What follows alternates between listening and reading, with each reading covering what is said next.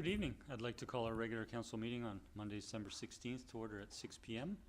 I'm Mayor McNeil Smith, and colleagues in the chamber this evening are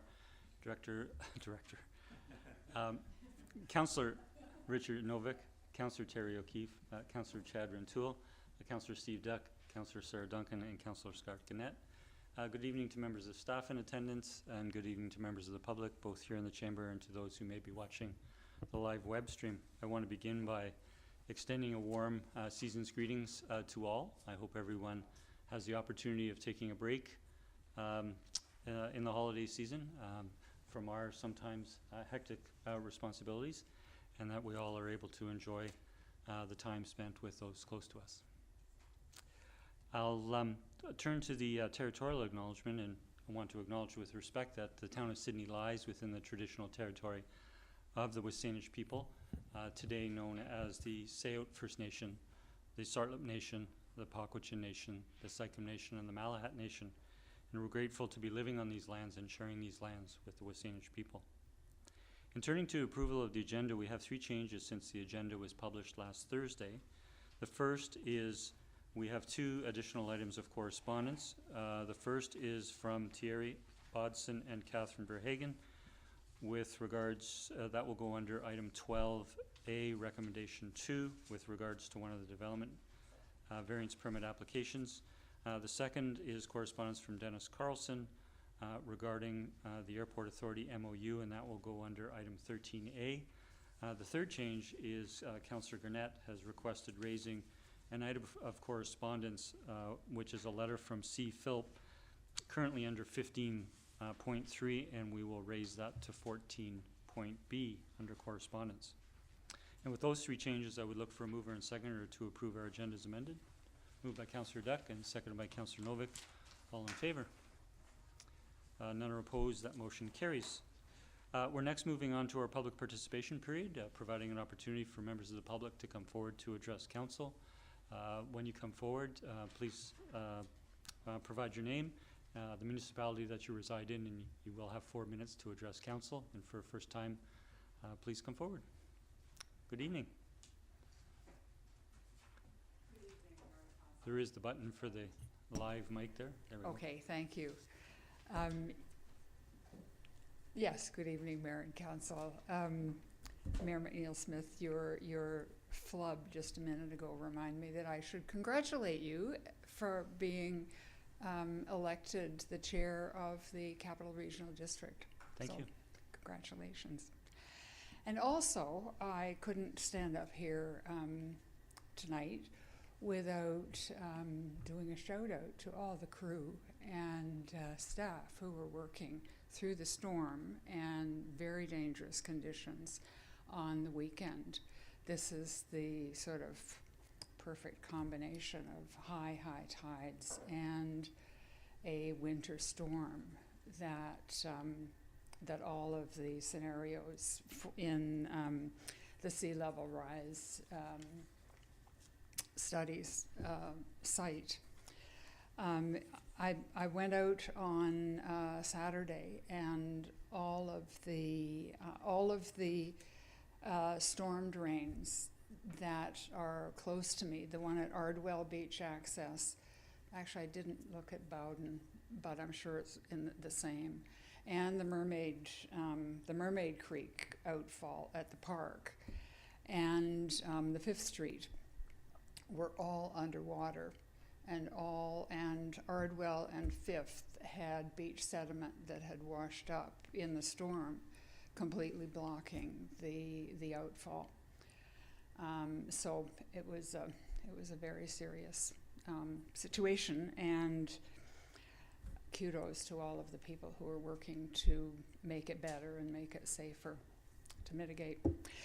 I actually had originally planned to come to speak briefly to item 15.4, which is my report on fireworks at Halloween 2024. And I'm also just going to refer to 14A, which of course is related, which is the Metchosin resolution for a provincial fireworks ban. And it's interesting to get a multi-year look at Halloween fireworks in relation to the environmentally sensitive areas around the bird sanctuary. Last year it was pretty quiet. It was the first year of the prohibition, of all of the prohibition zones, and Friends of Shoal Harbor and Roberts Bay residents doing public education. And it was very quiet. This year, it wasn't totally quiet, but it was good. It was a big improvement. This year, there were 4 times as many fireworks permits as there had been the year before. And there was also a great rash of unpermitted, just constant fireworks and noise and bangs. Really shout out to the fire crews and the police who were out patrolling. And actually this year, even with all that pandemonium west of Rest Haven in North Sydney, the bird sanctuary shoreline was quiet. The crews had protected that environmentally sensitive area. There just wasn't enough staff to also cover the ongoing, or at least that's my understanding, to cover the ongoing problems at Ray Creek, Qualsit, where multiple people are setting off fireworks in the environmentally sensitive, in the prohibition zone, I should say. So we need to continue to work on it, and it's, I wonder that people are sort of getting a mixed message that fireworks are prohibited near environmentally sensitive zones, but not elsewhere if you get a permit. So, it's just sort of balancing those three factors. Maybe confusing people, or maybe they just want to set off fireworks. So I think that the kind of province-wide ban that is proposed by Metchosin to the AVICC would help us, as well as help the whole province. Just have one consistent message. It won't solve all the problems, obviously. Fireworks are still readily available, but I want to thank you in anticipation of your sort of approval of that, of supporting that message from Metchosin. Thank you. Thank you for coming forward this evening, and thank you for your correspondence as well. We do have two individuals online who wish to go next in public participation, and they're speaking to agenda item 14A, which is the fireworks. And I'll just ask Lavinia Royas and Andrea Miller if you'd like to confirm your connection, and I will turn the floor to you for 4 minutes to address council. Can you just confirm your audio connection as well? Yeah, I'm here. Okay. And I do see Lavinia as well. I'm not sure if one or both of you will be speaking, but I will turn the floor to you.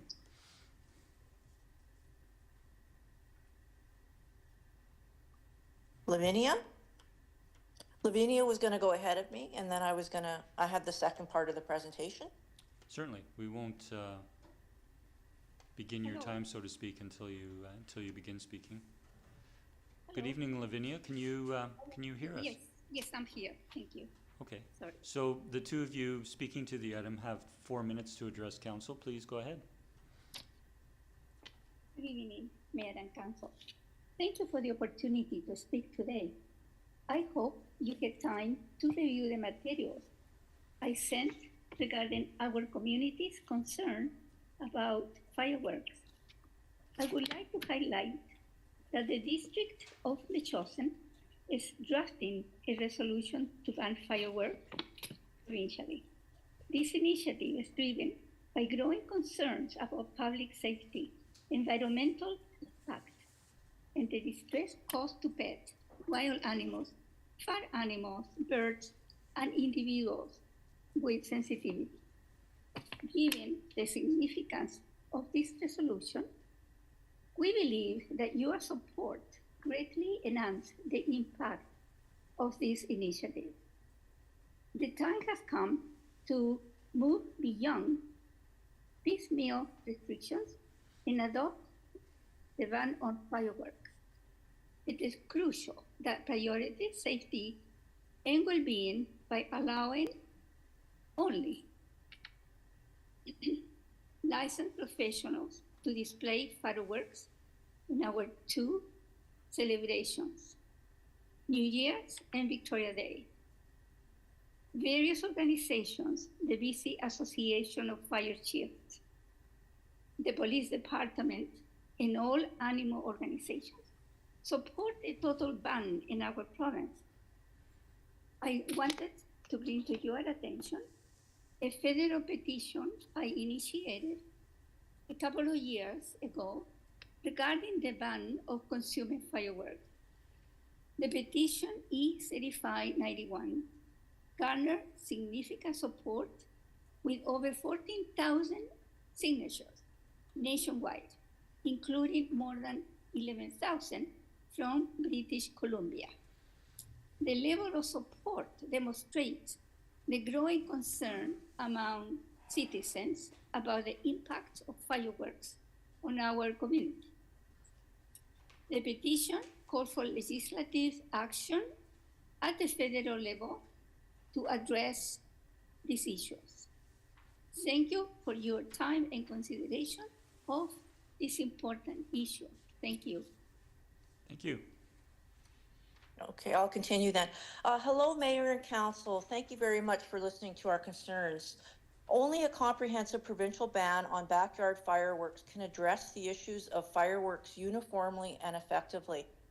Such a ban would eliminate confusion about where and when fireworks are allowed, streamline enforcement efforts, ensure consistent protection for all residents, animals, and the environment across the province, raise awareness, as some people don't know enough about local fireworks regulations. I would like to give a few examples of some damage that fireworks have caused, although I think you guys are well aware. An estimated of 40% of BC wildfires are started by human activity, which includes fireworks. Just this July in Nanaimo, fireworks set off by a group of people sparked a fire in Piper's Lagoon Park, an ecologically sensitive space. Injuries are very common every year. In one recent instance in Vancouver, a teen was hurt when fireworks blew up in his hand. The noise of fireworks greatly affects animals of all types. Horses on BC farms have panicked and injured themselves trying to flee from fireworks noise. They break through fences, sustaining cuts, broken bones, and worse. Dogs in urban areas like Sydney have escaped yards in terror, getting lost or hit by cars. Nesting seabirds along BC's coast have abandoned their nests en masse when startled by fireworks, leaving eggs and chicks vulnerable. Migratory birds become disoriented by sudden fireworks, resulting in them flying into buildings. And, you know, we can't forget humans. Humans are very much affected. Our war veterans and refugees from war-torn countries have experienced great stress and PTSD episodes triggered by unexpected fireworks noises. Sadly, we all have a few examples of our own in our own municipalities on the effects of fireworks. Sydney has been proactive and has bylaw 1924 to regulate fireworks. But we need to take a step further. Let's support a provincial-wide ban. Thank you. Thank you, ladies, for coming forward and addressing council this evening. We will be coming to the item later on our agenda this evening. We might ask that if you would disconnect now, you could continue to follow the meeting through the live webcast if you choose. Thank you. I'll call next in the chamber if there's anyone else wishing to come forward to address council this evening. Please come forward. Good evening. Hey. Hello, Mayor and Council. My name is Jamie Wellborn, and I live in Sydney, just off Bowerbank near Ardwell. I'm here tonight because I saw there was some negative feedback about the Bowerbank Bicycle Boulevard, and I would like to show some support for it as well. I ride my bike along both Bowerbank and Resthaven multiple times per day, delivering food for DoorDash and Uber Eats, or to run my own errands. Every time I'm on Bowerbank, I see at least one other cyclist besides myself, and the children often ride on the sidewalk because they feel unsafe on the road. I would like to respond to some of the concerns that I've heard in the letters to Council. The only solution to most of the concerns raised is viable alternatives to driving.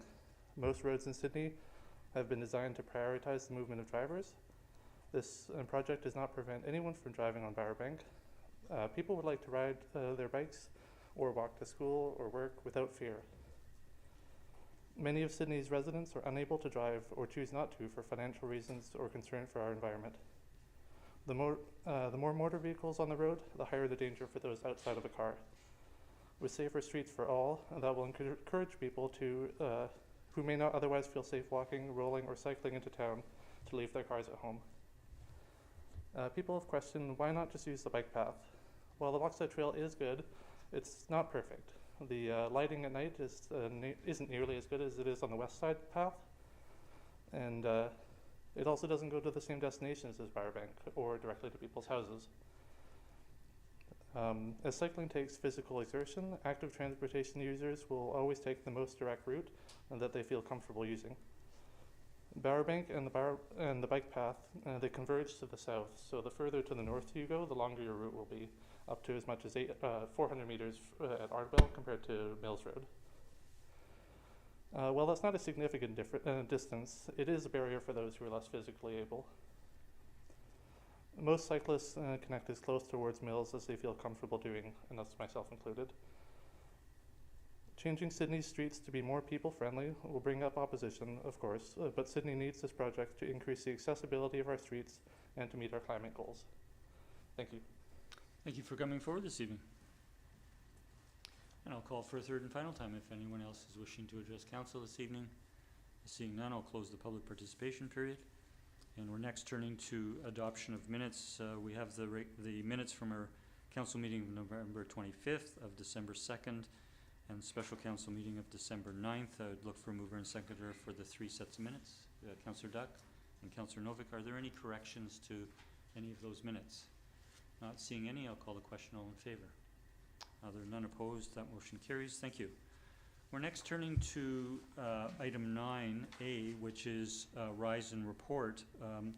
And these are resolutions passed by council at our in-camera meeting, special council in-camera meeting of December the 9th, with regards to the 2025, citizen appointments to committees, commissions, and boards for 2025.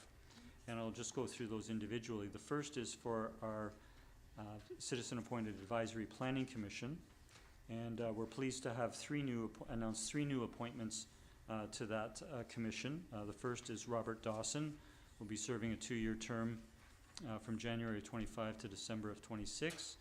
Dennis Carlson, a new appointment, will be serving for the same term, and David Ryder serving for that 2-year term as well. So we want to thank those individuals for applying and for their interest and commitment to serving the community.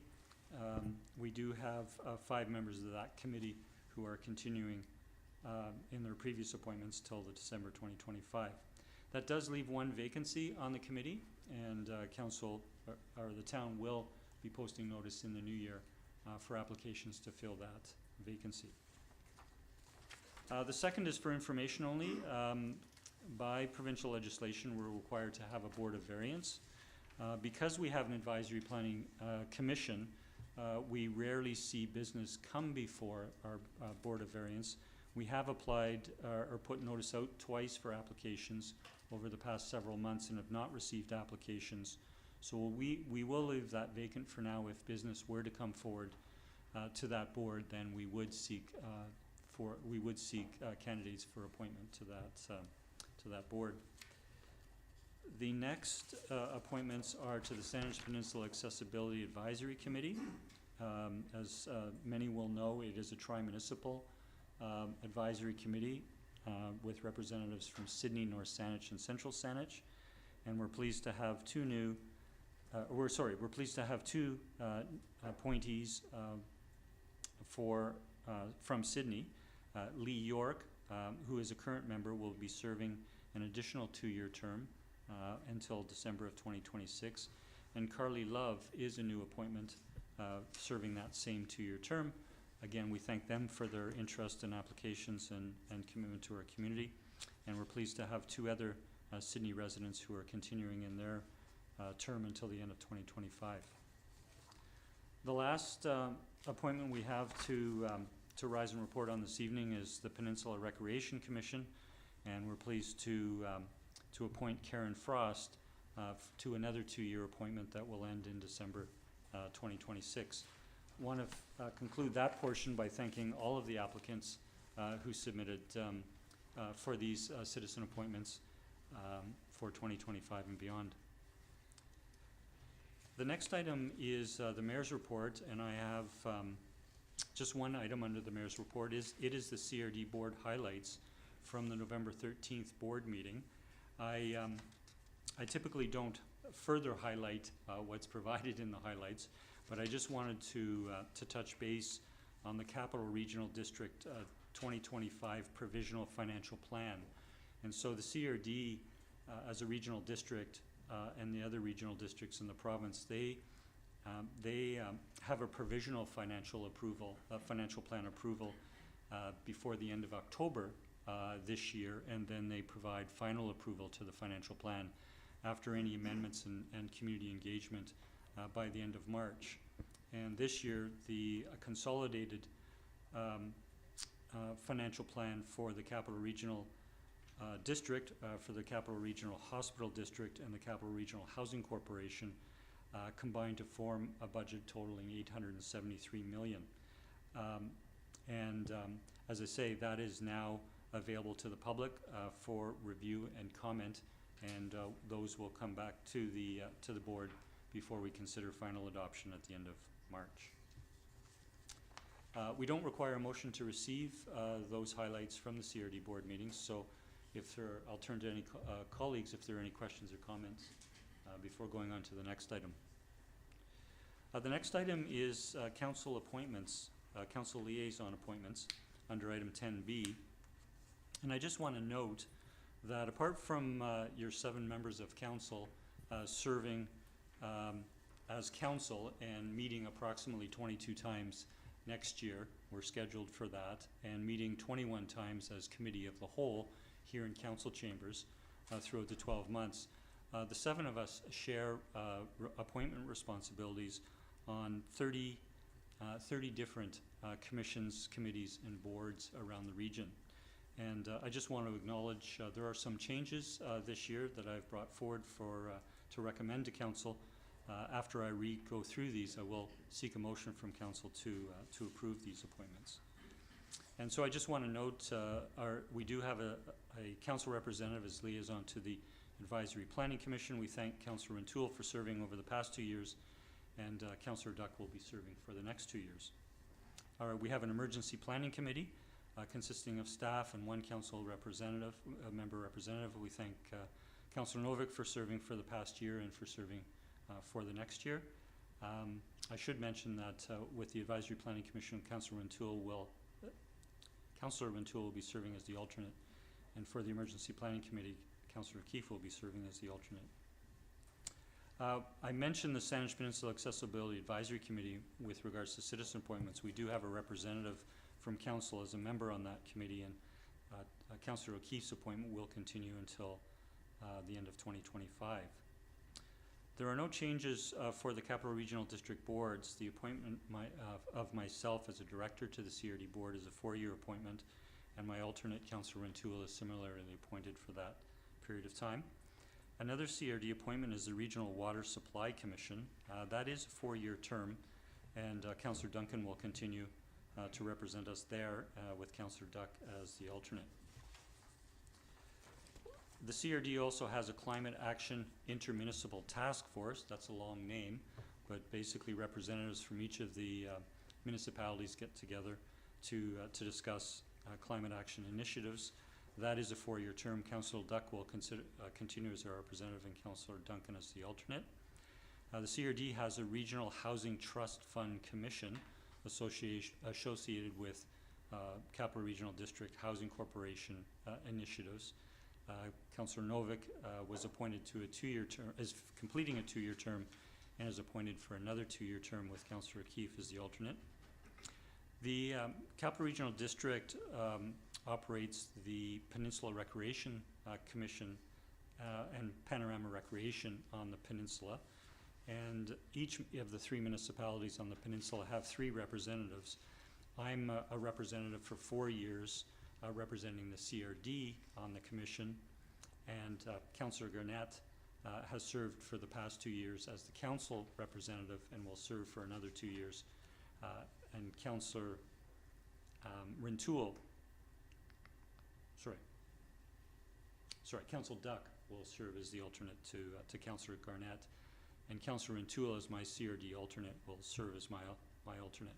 I do want to mention and acknowledge that with some of the additional responsibilities that I'm taking on as CRD board chair, I've asked Councillor Rintoul, and he's accepted to actually attend the Panorama Recreation Commission meetings, which are on a monthly basis, as the representative, as my CRD alternate, and I will be the alternate to Councillor Rintoul. CRD has they have 3 more bodies. 2 are the Saanich Peninsula Water Commission and the Saanich Peninsula Wastewater Commission. We thank Councillor Duncan for representing council for several years on those commissions. Councillor Novick will be serving for the next 2 years on both the water and the wastewater commissions. And we thank Councillor Duck for serving as the alternate on those 2 commissions. And the last CRD commission committee is the Victoria Family Court and Youth Justice. We thank Councillor Duncan for serving for the past 2 years. Councillor O'Keefe will serve for the next 2 years with Councillor Duncan as the alternate. The Capital Regional Emergency Services Telecommunications, better known as CREST, is a 4-year appointment. Councillor Rintoul will continue to serve as the Sydney director on that board, with Councillor Novick as the alternate. The Vancouver Island Regional Library, also known as VERL. Councillor Novick has served for the past 2 years and will continue to serve for the next 2 years with myself as the alternate. There is the Greater Victoria Labour Relations Association. I have served as the Sydney representative for the past 2 years, and I'm pleased that Councillor Rintoul will serve for the next 2 years, and I will be the alternate. The Victoria Airport Authority has 2 committees. One is the Airport Consultative Committee. Councillor O'Keefe will continue to represent Sydney for the next year, and Councillor Rintoul is the alternate. On the Airport Noise Management Committee, Councillor Duncan will continue to serve for the next year, and Councillor O'Keefe as the alternate. The South Island Prosperity Partnership is an appointment that Councillor Duck will continue. He's served for the past 2 years. They're 1-year appointments, and he'll continue for 2025, and Councillor O'Keefe is the alternate. There is the Municipal Insurance Association of BC. This is it's a 4-year appointment, and Councillor Rintoul will continue to serve as our member, with Councillor Novick as the alternate. A newer body that's been in place for 2 or 3 years now is the Integrated Police Unit Regional Governance Council. As some members of the public may know, there are several different police forces in the region, there are RCMP detachments, and there are municipal police forces such as in Central Saanich and Saanich and Victoria, and they have integrated units. And so this body was created a few years ago as a regional governance council with mayors as representatives, and I'll continue in that role for the next 2 years. There is the South Island Reconciliation Advisory Committee, which is involved in treaty and reconciliation discussions with First Nations on the South Island, and that is a 1-year appointment that I will continue. I've been doing it for the past 2 years and will continue for the next year. A few more to go here, and these are representatives to a local government, and that is the Sydney North Saanich Ball Facility Liaison. Sydney North Saanich and the Airport Authority have an agreement for the baseball diamonds on airport lands. Councillor Garnett and Councillor Duck will be our representatives, with myself as the alternate. And then we have several community organizations. The Memorial Park Society, better known as the Mary Winspear Center.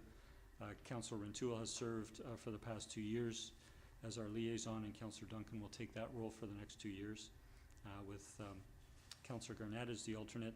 The Sydney Museum and Archives Society, Councillor Garnett has served for the past 2 years. Councillor O'Keefe will take on that role with Councillor Novick as the alternate. We have the Shaw Center for the Sailor Sea. They are 1-year appointments. Councillor Garnett has been serving for a number of years and will continue with Councillor Novick as the alternate. We have the Artsea Community Arts Council.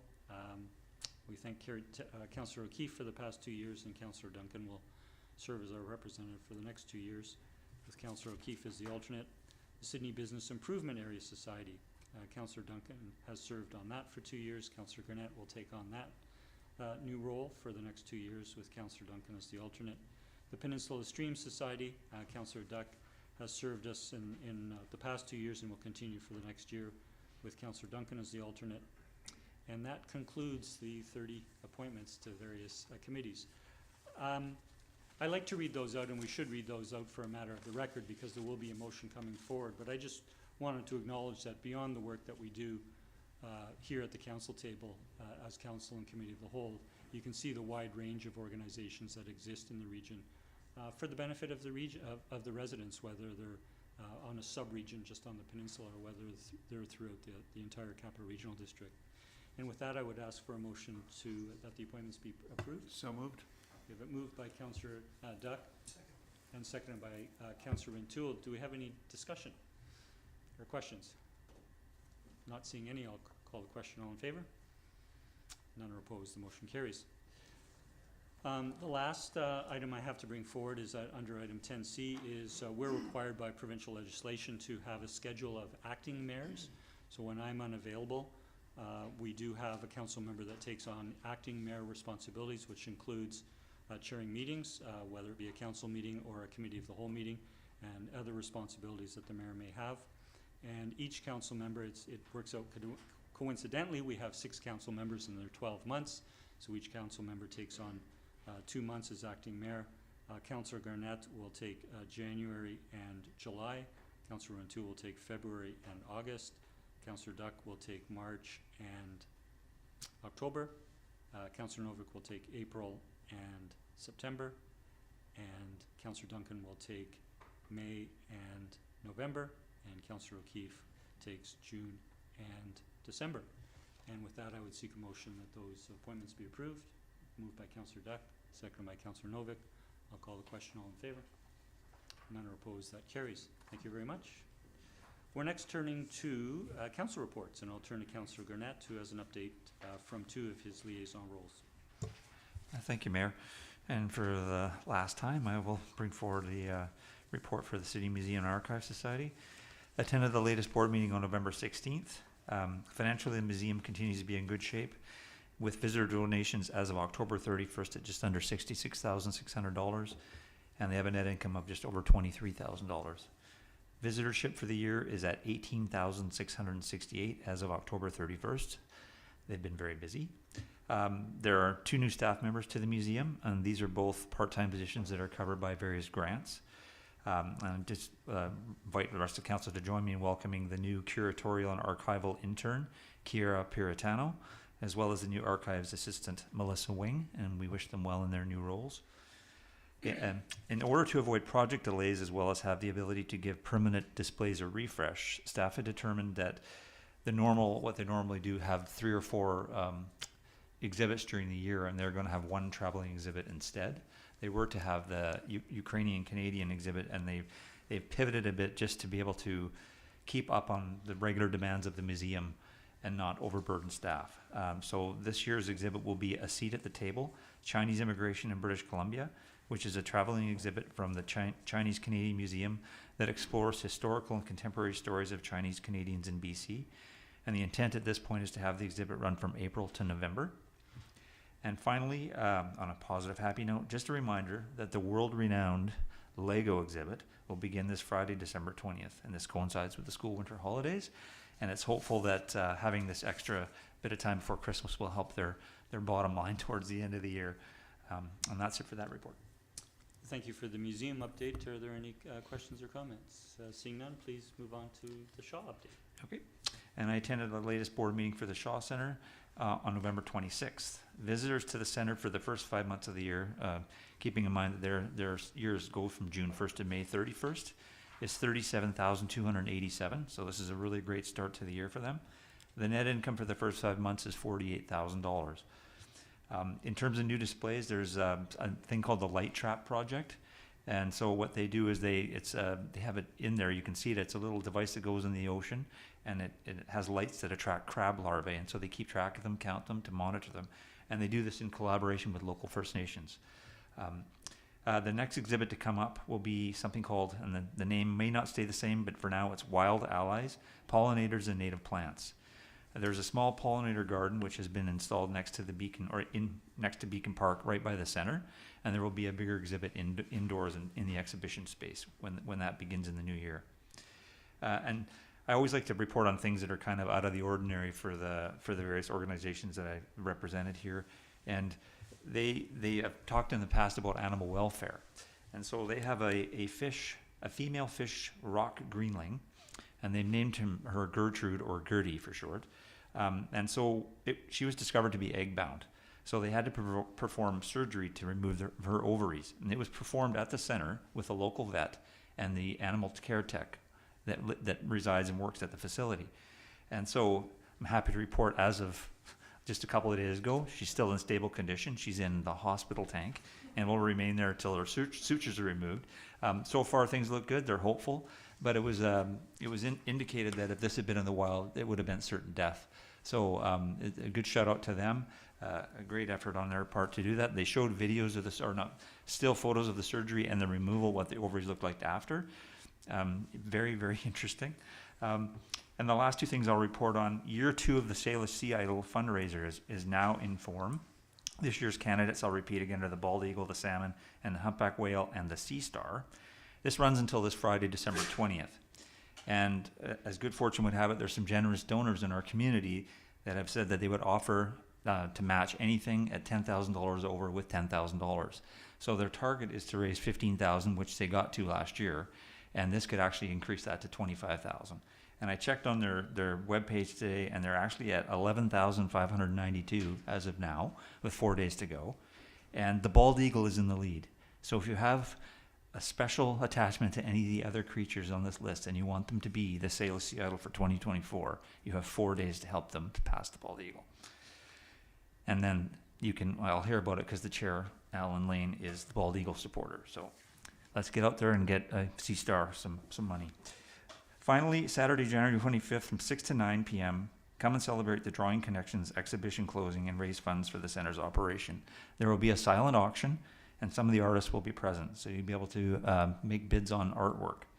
Tickets went on sale December 4th. There are only a limited amount, so if you are interested, contact the Shaw Center. That's it for me. Thank you. Thank you, Councillor Gurnett, for both your enthusiastic and interesting update. Not seeing any questions or comments, we'll move to the next item. We're under item 12, committee reports. We have one committee report this evening. That is from the Committee of the Whole meeting on December the 9th. We are receiving the minutes on our agenda this evening. Are there any corrections to those minutes? Seeing none, we don't require a motion. I will now turn to Councillor O'Keefe, who chaired that Committee of the Whole meeting, to take us through the 3 recommendations, please.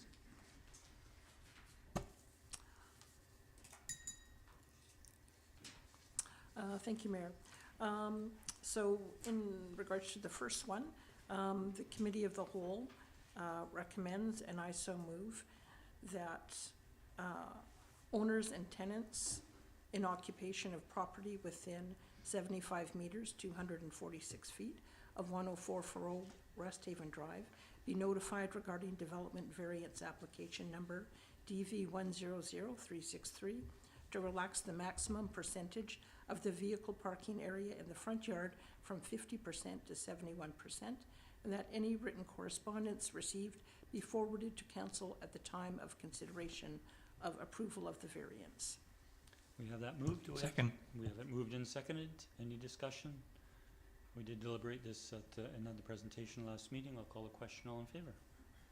That carries unanimous. Thank you. Please continue. All right, in regard to the second variance, The committee recommended, and I so move, that development variance application number DV 100364 for 10255 Rest Haven Drive to vary the required interior side setback and to vary the minimum building envelope width be denied. Okay, that moves, Second. seconded by Councillor Duck. Any discussion? Councillor Duncan?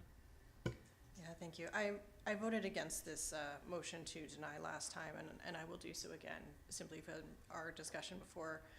My understanding was that without these variances, this application would not need to come back to council. So if this applicant redesigns this application with a subdivision and the building height and all of the issues that the neighbors have brought up for discussion regarding how it's situated in the environmentally sensitive area, and their own property views, we won't see this again.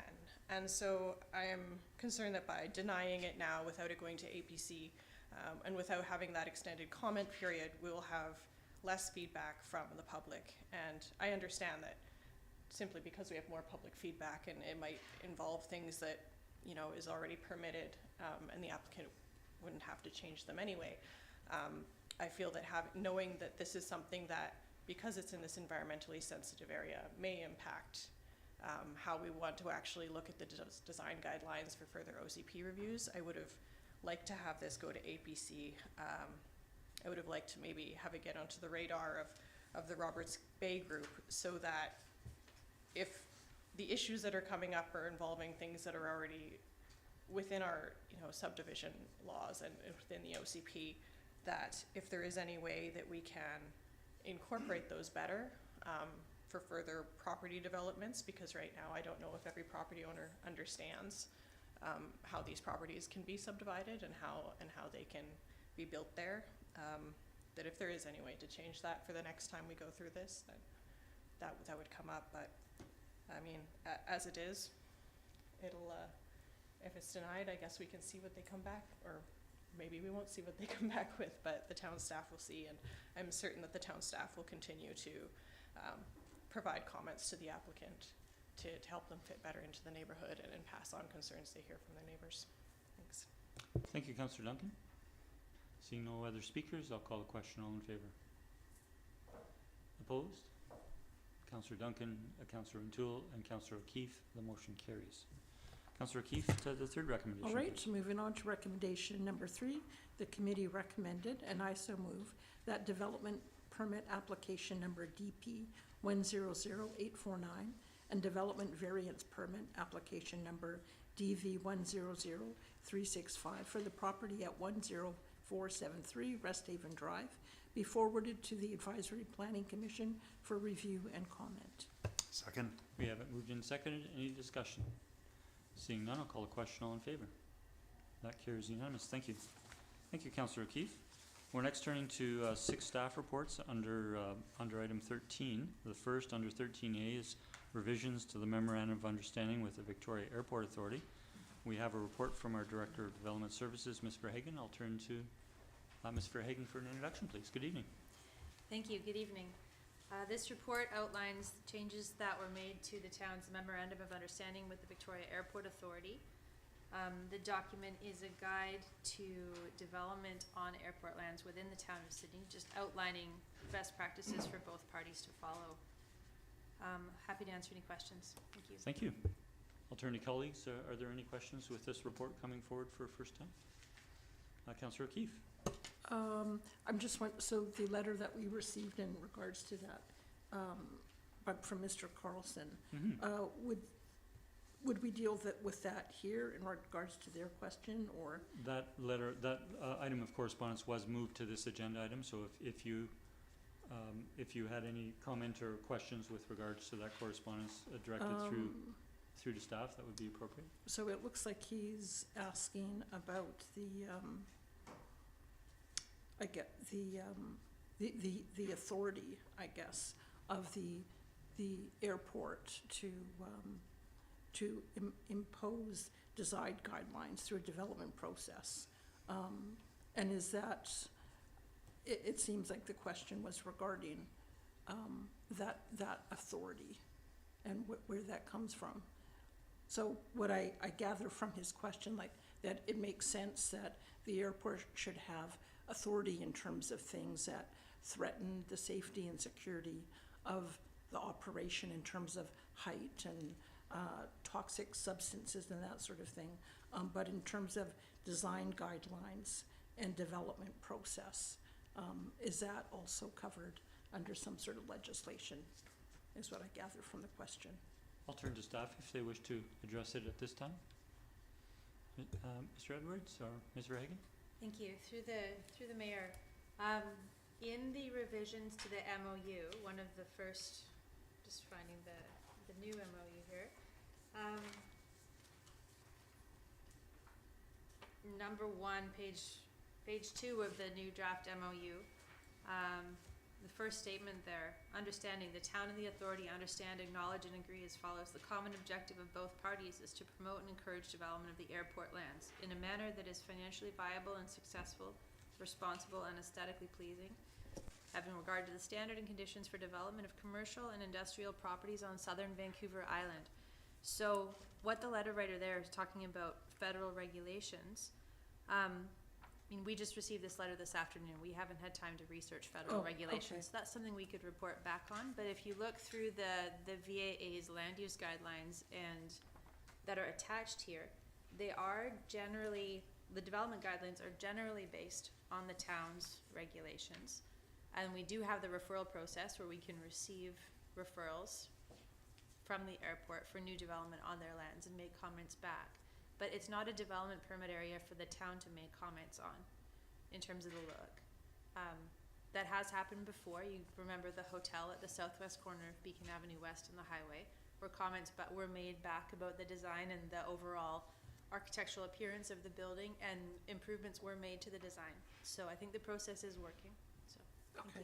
So, well, if staff are going to take the time to take a look at it and respond, I'd be interested in if there's additional information to come. It's something that I myself wondered about when we went through the process with Amazon and the hotel, and hearing from the airport authority. I think the question was asked, well, if we didn't approve something, you know, what would happen? And the response was that they could move ahead anyway. So, and if that's the case, but I would be interested as well in knowing where that legislation comes from in terms of the design guidelines and things that are not necessarily impacting the airport from a safety and security standpoint. So I have a suggestion that I'll ask staff first. So given that there is a question from the person from the individual in the correspondence, would staff feel comfortable replying to the individual, and then as other correspondence that is addressed to council, the reply, the original letter and the reply would come forward to a future correspondence for information on the agenda? Yeah, I think that's reasonable. Okay. So, Councillor O'Keefe, if you wish to make a motion that staff reply to the individual, we don't have to, it will come back automatically to a council agenda. We just have to make the request that staff reply. All right, I'll move that staff reply to the letter from Mr. Carlson of December 13th, 2024. Do we have a seconder? Second. Councillor Duncan, or Councillor Duck. Any further discussion? Seeing none, I'll call the question. All in favor? Opposed? None are opposed. The motion carries. So, any other questions with regards to this memorandum of understanding? Not seeing any. Do we have, if I can seek a council member to move the recommendation, please? Councillor Duncan. Sure. I'll move that the revised memorandum of understanding with the Victoria Airport Authority be approved. Second. We have it moved and seconded. I'll turn to the mover and seconder. No further comments. Staff's report was thorough. Thank you. Seeing no further discussion, I just want to thank staff for the work with the Airport Authority on bringing forward this new updated MOU. I'll call the question. All in favor? That carries unanimous. Thank you. We're now on to item 13B, which is Transit Shelter Agreement Extension. We have a report from our Director of Finance. I'll turn to Mr. Hisik. Good evening. Thank you, Mr. Mayor. We're bringing forward a proposed extension to the town's transit shelter agreement with Pattison Outdoor Advertising. An agreement has been in place since 2007.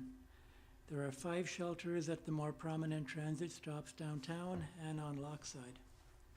There is a slight increase in revenues from this renewal, but it's not a big revenue generator.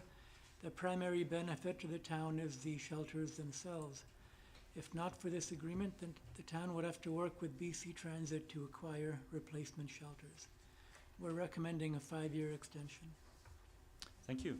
Are there any questions before going to the staff recommendation? Councillor Gurnett. Thank you, Mayor. Through you to staff, in the agreement, it mentions the northbound Lochside Weiler transit stop. Do we have any indication of when that might be put back in place again? They were just informed that the work is complete and they can put it back at their earliest convenience, but I'm sure they'll do that once this agreement is considered tonight. Great. Thank you very much. Thank you, Mayor. Thank you, Councillor. Seeing no further questions, if Councillor Member could move the recommendation.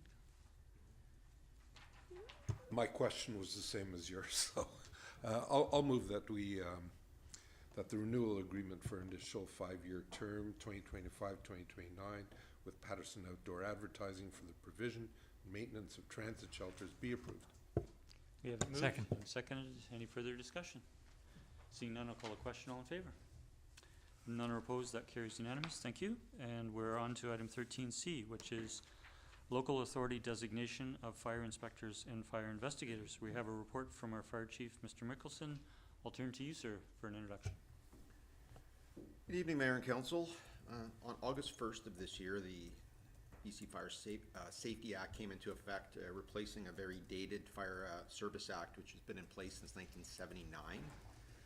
The changes to the new act are significant and will require considerable revisions to our fire regulating bylaw. This report to Council just addresses the first requirement of the new act, which is the designation of persons qualified and responsible for fire inspections and fire investigations in the town of Sydney, and I'd be happy to answer any questions. Thank you. I'll turn to colleagues if there are any questions. Councillor O'Keefe. Thanks. Just one. I'm just wondering, in the event that you need more inspectors or investigators, can we delegate that authority to the chief to just do that, or would that have to come back to council again? Through the mayor to Councillor O'Keefe, basically we can designate, or I can designate who is responsible for that as long as they meet the provincial qualifications. Oh, okay. So it's just this this initial sort of delegation that we need to do to you, and then after that, if you need more investigators or whatever, you then have the authority to appoint other people as long as they have the qualifications. That is correct. Okay. But as we move forward, and again, this is a brand new act, I would probably put that in place, and then if there was the opportunity to do a bit of housekeeping from a bylaw perspective, but update it at that time. Okay, sure, thanks. Thank you. Seeing no further questions, if we could have a Councillor Gurnett. Thank you, Mayor. I'll move the recommendation that Council designate Sydney Fire Department's delegated staff as fire inspectors and fire investigators as defined within the British Columbia Fire Safety Act for the purposes of performing fire inspections and/or fire investigations within the town of Sydney. Second. Moved and seconded. Any discussion? Seeing none, I'll call a question. All in favor? That carries unanimous. Thank you. We're next turning to item 13D, which is a tender award 2025-001 for excavation services. And under 13E, we have a tender award for 2025-002 for trucking services. I'll turn to our Director of Engineering, Ms. Clary, for an introduction, or Mr. Robinson. If you would like to introduce the first or both, we could take it from there. Sure. Thank you, Mr. Mayor. If we can deal with both of them at the same time, I think that's reasonable. Staff are looking for an award of the contracts for excavation and trucking services for the years of 2025 through 2027. In the past, we've done this on an annual basis, but we've been able to realize some reasonable contract extensions with the incumbent at competitive rates. So we thought that we might be able to do a little better with a longer term, be it more desirable. So for the excavation contract, we did get eight bids come back. The low two are there for you to see. And for the trucking services, we only had the 2 bids that are shown on the document. Again, staff are very pleased with the numbers as they came in and are recommending that we extend the contracts to, or that we award the contracts to our incumbents, W.A. Jones and Sons. Thank you. Very good, thank you. And so, Council, are there any questions on either report, and then we can take one at a time? Councillor Novak? Thank you, Mr. Mayor. Through you to staff, looking at these service descriptions and the hourly rates that are charged, they all seem pretty close, except for one, and the Class 7 excavator with operator. The difference between the winning contractor and the others is quite substantial, over 200% difference. Can you give us some commentary as to why there should be such great differences in those quoted rates, especially for that particular item? Yeah, through the chair to Councillor Novick, again, the Class 7 machine is quite a large excavator. Looking at the amount of hours there, it does represent a fairly small amount. But the moving of that particular piece of equipment and the availability of a large machine like that is a little bit more unique. So I can only respectfully suggest that some of the tenders might not have that piece of equipment, or looking at hiring it from a third party in order to satisfy the quote. So then they would be more relying on the Island Equipment Operators Association rates for that, where Mr. Jones owns all his own equipment. And that may be some of the reasons. He's also local, his equipment's not that far away, and it seems to work well for that perspective. Great, thank you very much. That makes sense. Thank you, Councillor. If we could look to move the first recommendation, Councillor Rintoul. Thank you. I'll move the recommendation that contract number 2025-001, excavation services for 2025 through 2027 be awarded to W.A. Jones and Sons Trucking. Second. Moved and seconded. Any discussion, further discussion? Seeing none, I'll call the question. All in favor? That carries unanimous. Thank you. Councillor Rintoul. Thank you. I'll move the recommendation that contract number 2025-002, trucking services for 2025 to 2027 be awarded to W.A. Jones and Sons Trucking. Second. We have it moved and seconded. Any discussion? Seeing none, all in favor? That carries unanimous. Thank you. And the last staff report is the monthly building report. We don't have a recommendation. It's for information. Do members of council have any questions or comments? Seeing none, we'll move on to the next item, which is number 14, correspondence, and we have the letter of request for support for a fireworks ban from the presenters this evening, which includes the letter from the District of Metchosin indicating that they have passed a motion which will be forwarded to the Association of Vancouver Island and Coastal Communities, also known as AVICC, at their spring convention.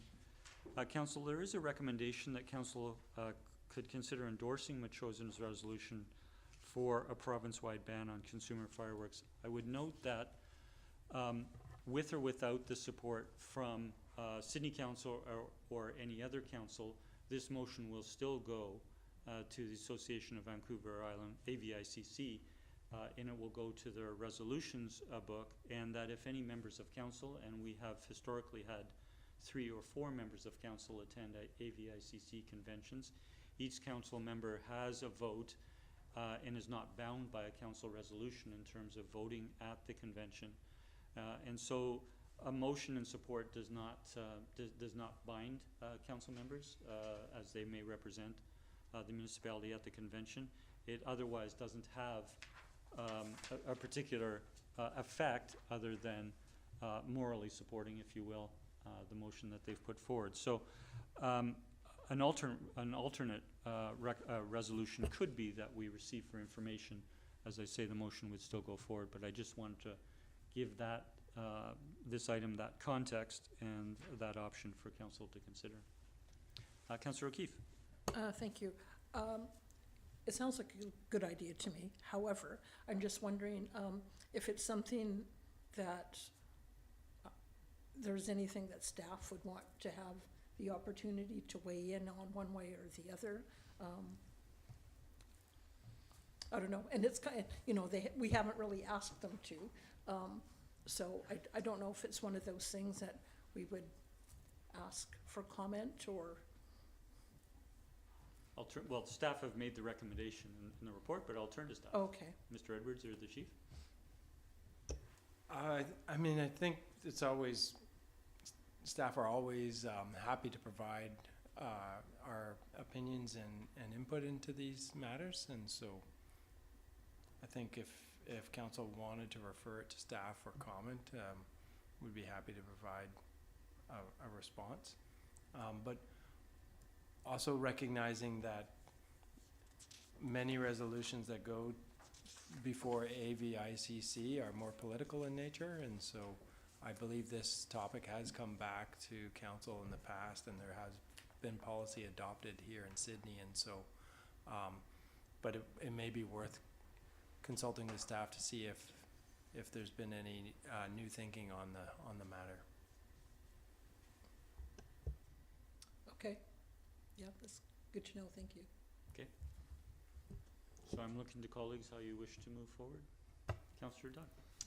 I will move the recommendation that council endorse Matrosen's resolution for a province-wide ban on consumer fireworks. Second. Moved and seconded. Any discussion? Councillor Duncan.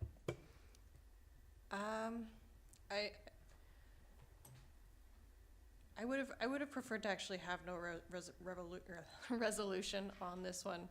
I have a lot of misgivings about whether this would be effective or whether this is another one of those things that will only make the problems worse. Our society likes to solve things that way.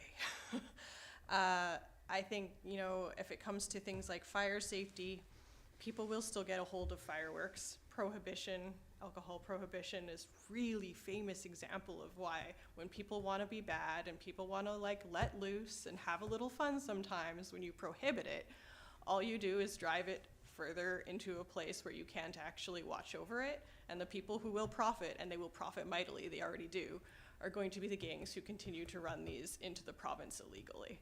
And they will, in large numbers, and there will be no such distinction between what an illegal firework is and a legal firework. So people will obtain many types of fireworks that are already banned, and they will then go further into the bush to set them off.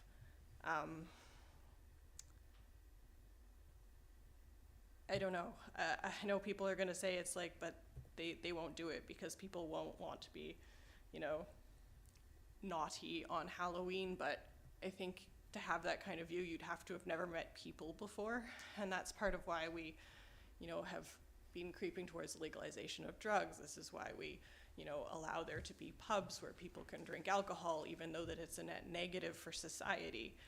It costs us more to license alcohol, but the province still sells it to us because we know that people are going to do it. And I think that this will probably make whatever problems we actually have with fireworks worse by doing so. But Thank you, Councillor Duncan. I'll turn to Councillor Duck and Councillor O'Keefe. Yeah, I support this going forward because I think it reflects what Sydney's already doing in our community, and I think it'll be more effective if it has a wider spread impact on other communities. And that's all I need to say at this point. Thank you. Thank you, Councillor Duck. Councillor O'Keefe, then Councillor Novak. Like I said, kind of sounds like a good idea, but Councillor Duncan's comments reminded me that I recollect that we had this discussion, I don't know, a year or two ago, and my recollection from staff, I believe, was there was some merit in still allowing it, but having permits and things in place, because as Councillor Duncan says, people, even if you ban them and you say no fireworks allowed in Sydney, people will find a way to get them, and let them off. But maybe there's some value if we allow it, but they're allowed in a controlled way, that's of, more benefit. So I guess, my preference would be to get some input from staff, before making a decision on that. So for that reason, I would probably not support the motion at this time. Thank you, Councillor O'Keefe. I'll turn to Councillor Novak. Thank you, Mr. Mayor. I'll support any legislation, whether it be at the municipal level or the provincial level, that seeks to do away with fireworks in the hands of individuals. I think to suggest that passing laws or the failure to or the refusal to pass laws simply because people will break them is spurious at best.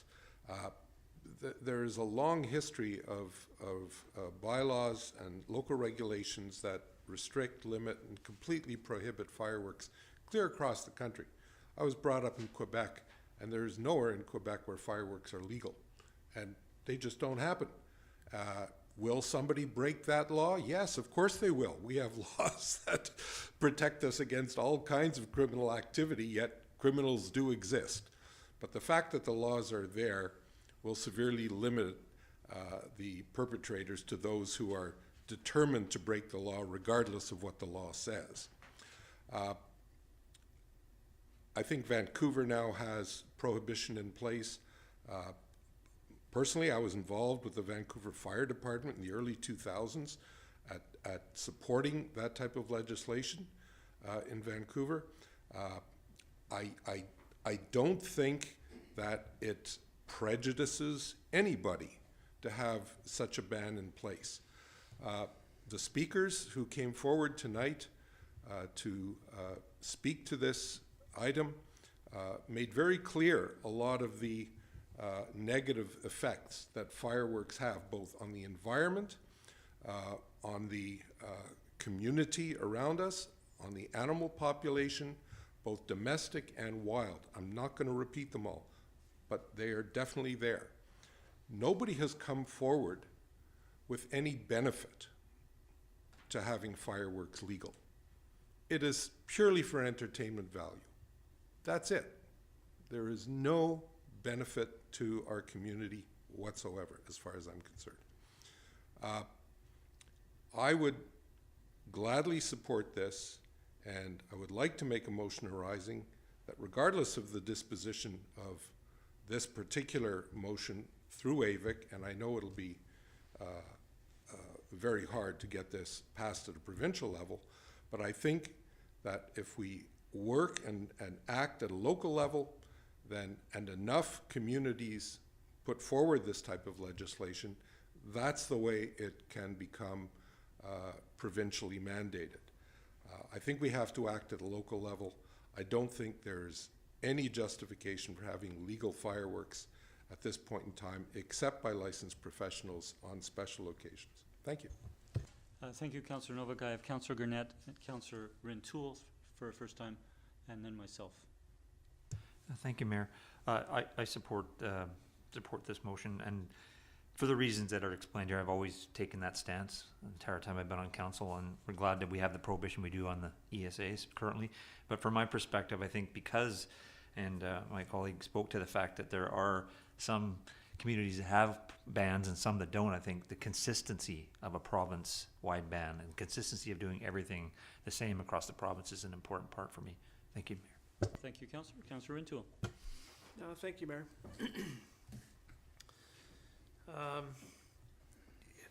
There was a reference to, there's no benefit to having, fireworks legalized. I suppose if you look at the Made in Sydney solution that we're working with now, the benefit in my mind is the fact that it's regulated. Our fire department is intended to know where this is taking place. So it's not, in a sense, it's providing responsible users of fireworks who may be celebrating with their families or whomever the option of getting a permit and discharging fireworks in a safe and responsible manner. And I think that's the crux to this in my mind. Personally, I'm not excited by it. I'm concerned with it, for pets and others who may react adversely to the discharge of fireworks. But I also understand there's another population out there that, in a celebratory theme, sees value in using them responsibly. This particular motion that's before us is to support a province-wide ban, and I understand perhaps the benefit to Sydney among other communities lending their voice, but as the mayor noted, this is addressed at AVICC. Whether we support it or not is more a symbolic gesture. So I'll continue listening to colleagues, but I'm more inclined not to support the motion. Thank you. Thank you, Councillor. Councillor Duncan, you've spoken for a first time? Yeah, if I may speak for a first time, and then I'll go to second time speakers. I'm not supportive of the motion for two reasons. First, and I think more important, is that this motion for a province-wide ban is not consistent with the policy that we've discussed and implemented in Sydney. It goes beyond the policy that we have in Sydney. And so my second reason is that what I alluded to when I was talking about process is our motion in favor does not carry forward in any way. It is not going to AVICC.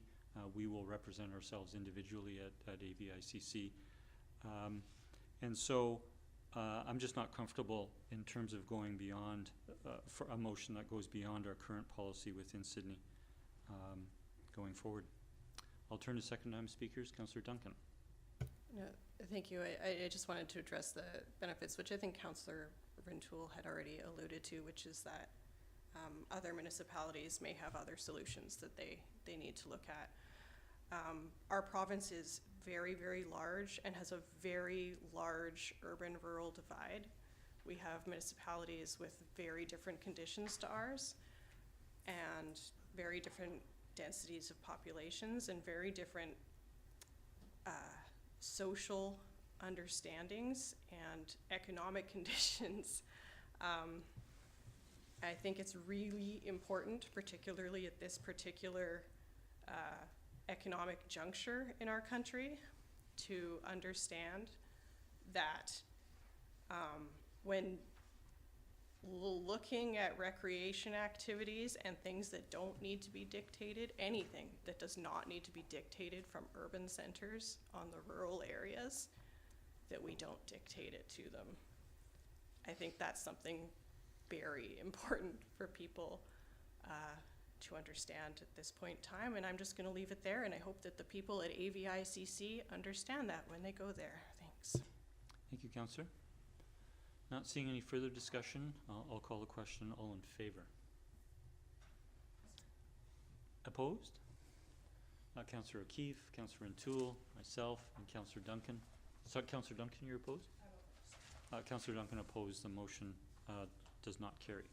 Motion arising, Mr. Mayor? I'll listen to your motion and rule whether it's in order. Okay. I would like to move that that the question of local fireworks ban be brought to strategic planning for consideration in the coming year.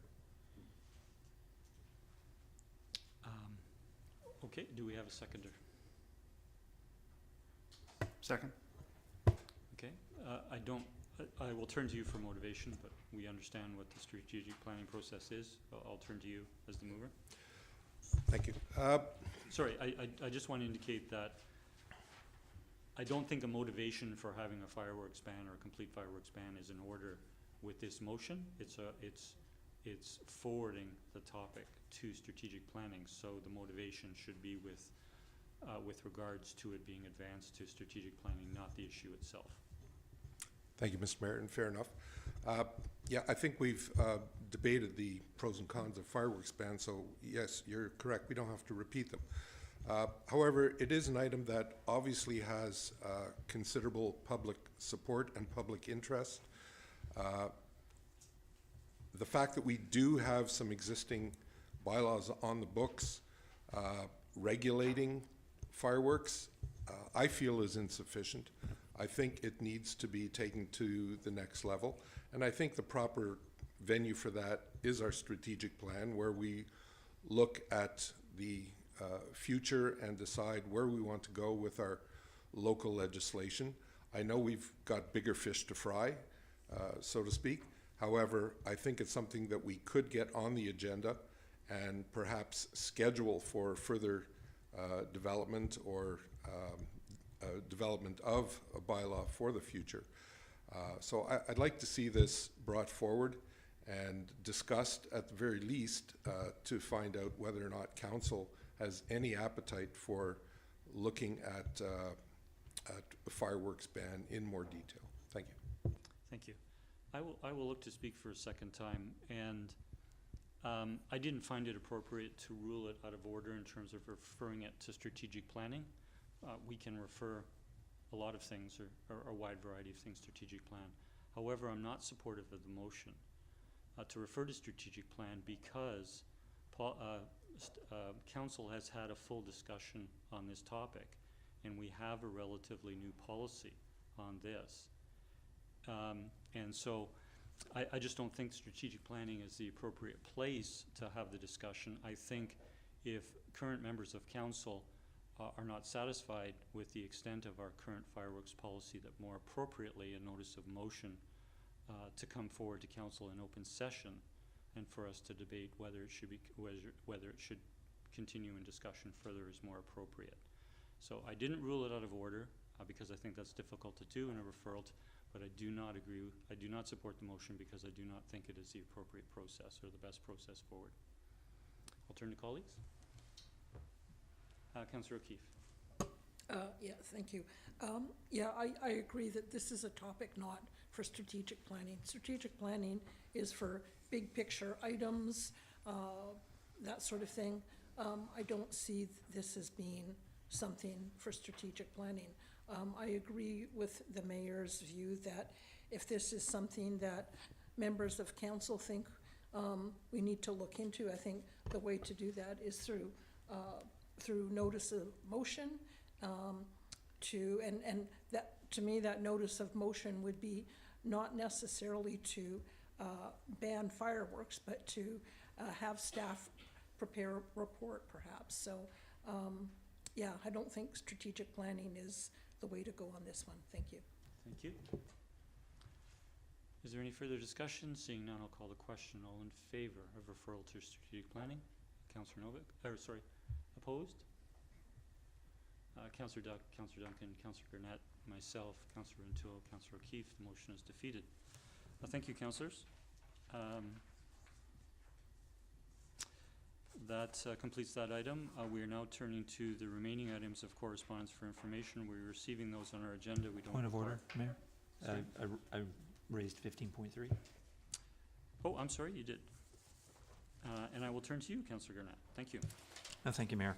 I just wanted to touch base for the letter writer, speaking about the mature trees that are going down in our neighborhood, and just wanted to comment that from reading the letter, I think it's rather evident that the letter writer is not one of our 6 or 7 regular viewers of council meetings, because I have brought up the urban forest strategy multiple times with regards to development proposals and boulevard tree removals. It's been one thing that I've constantly brought to the table.